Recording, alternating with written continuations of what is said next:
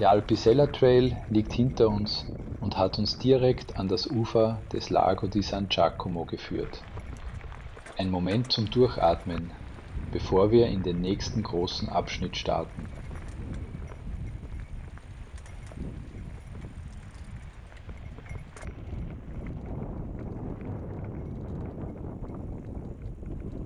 Wir folgen heute der Route des legendären Nationalpark Bike Marathons, allerdings in Gegenrichtung.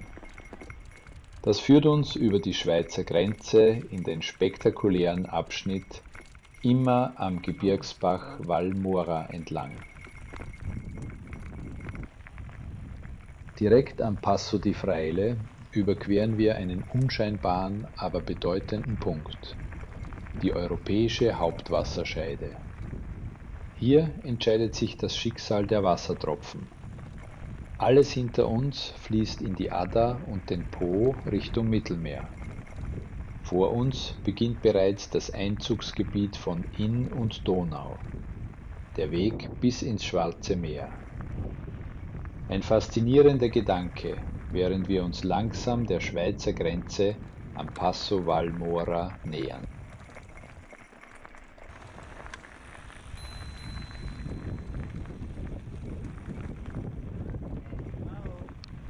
Vor uns ragt die imposante Cima del Serraglio in den Himmel. Das Tal links führt zum Passo Gallo. Dort sind wir am ersten Tag unserer Tour durchgekommen. Heute halten wir uns jedoch rechts Richtung Valmora.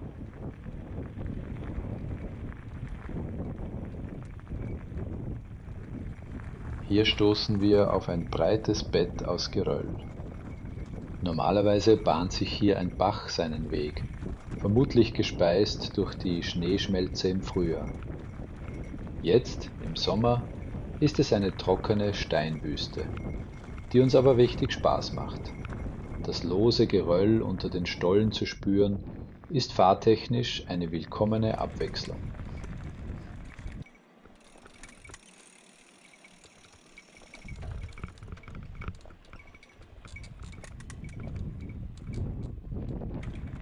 Man merkt schnell, wir sind hier nicht allein. Auf diesen Klassiker trifft man immer wieder Gleichgesinnte, die diese spektakuläre Kulisse genauso genießen wie wir. Nach dem nächsten Geröllfeld tauchen wir in einen angenehmen Waldabschnitt ein. Ein kurzes Stück zum nur rollen lassen. Aber wir lassen uns nicht täuschen. Da wir die Strecke kennen, wissen wir genau, diese Entspannung ist nur von kurzer Dauer. Die nächste Herausforderung wartet schon auf uns.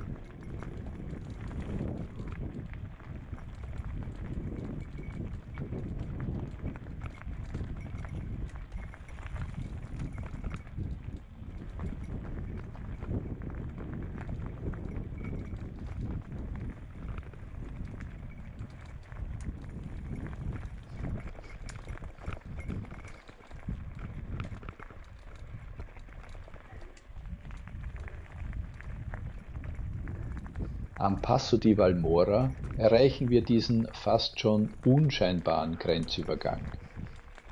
Dass wir hier die Landesgrenze überschreiten, verrät uns eigentlich nur der Grenzstein. Ja, wieder in der Schweiz. Ab jetzt sind wir wieder in der Schweiz und folgen dem Lauf der Aua da Valmora. Unser Weg führt uns zunächst durch einen wunderschönen Bergwald mit diesen charakteristischen kleinwüchsigen Bäumen.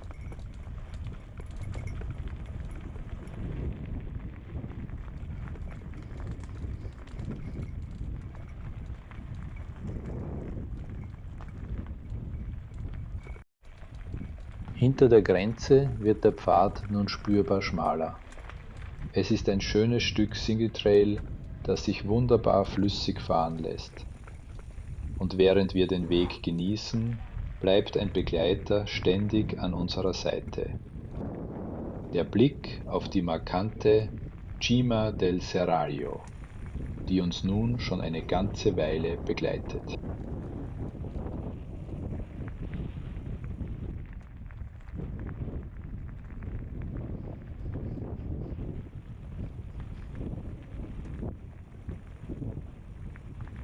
Immer wieder erhaschen wir durch das Gebüsch und die kleinen Bäume einen Blick auf das Bachbett tief unter uns. Ein spektakulärer Anblick. Und die gegenüberliegenden Hänge kündigen es bereits an. Wir nähern uns einem der nächsten Highlights an diesem Tag.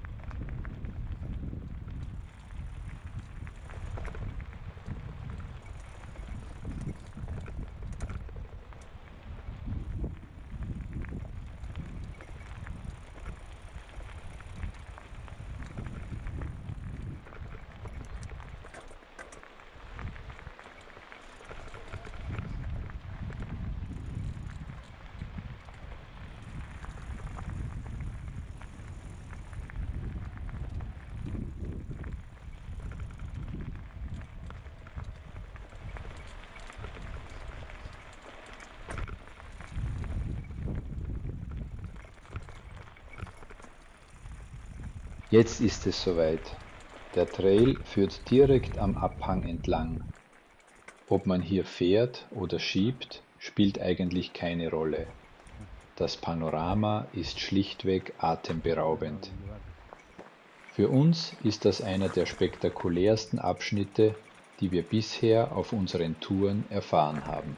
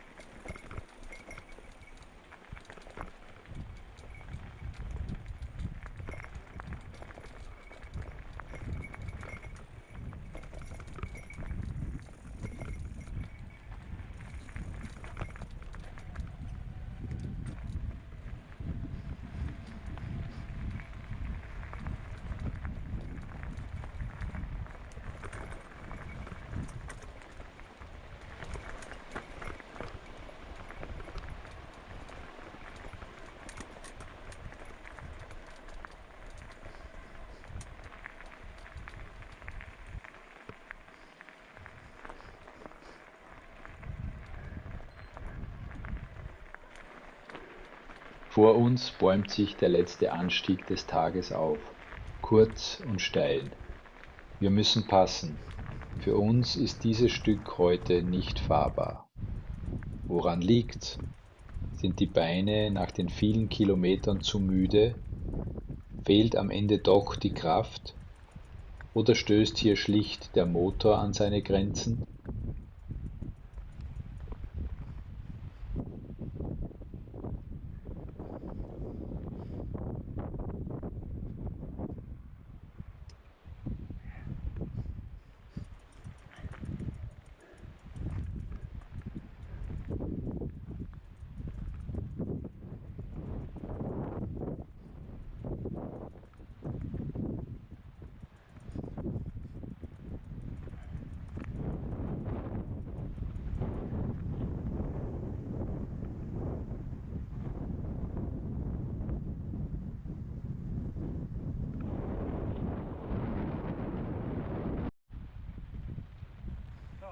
Oh.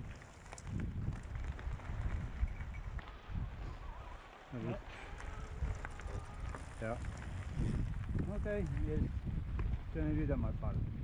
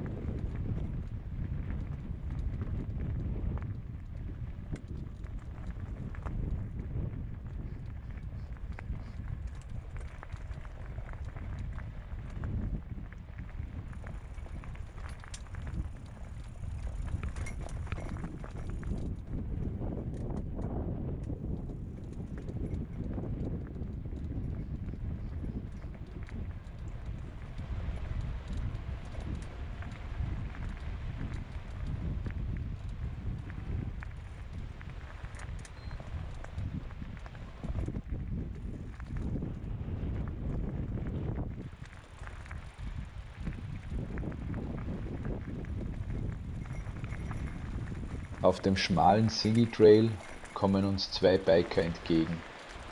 Geduldig warten sie, bis der Weg für sie frei ist. Zur Begrüßung strecken sie uns die rechte Hand entgegen.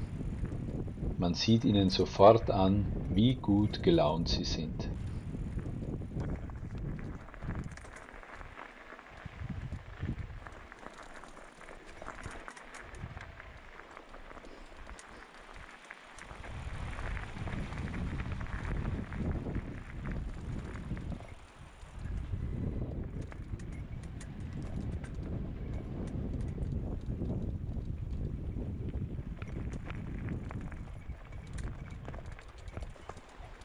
Wir überqueren eine kleine Brücke am Bach. Mancher würde sagen, hier beginnt das eigentliche Valmora. Nach meinem Verständnis kommen wir aber erst nach dem nächsten Waldstück und dem Trail direkt an der Bruchkante zum Bach dort an. Fest steht, das wird der letzte anspruchsvolle Trail für heute sein.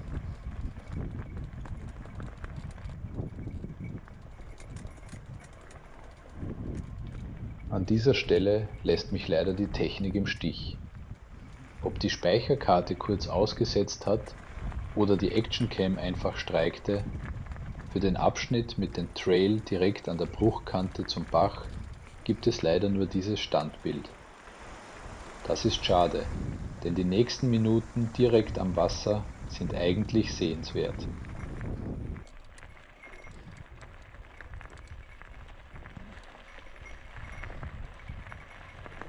An der Alp Mora angekommen, lassen wir die schwierigen Passagen hinter uns. Ab jetzt folgen wir einem entspannten Weg durch das weite Tal. Wir können die Beine etwas lockerer lassen und den Blick auf die naheliegenden Gipfel genießen.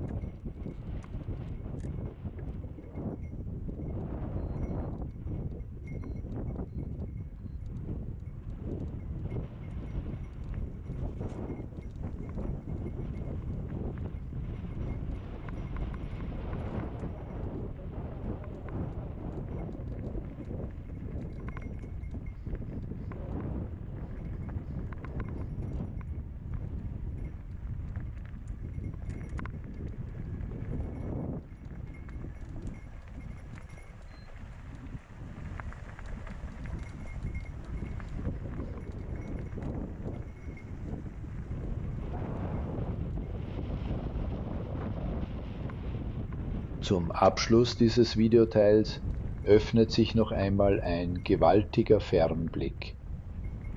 Direkt in der Mitte thront der Monte Forcola.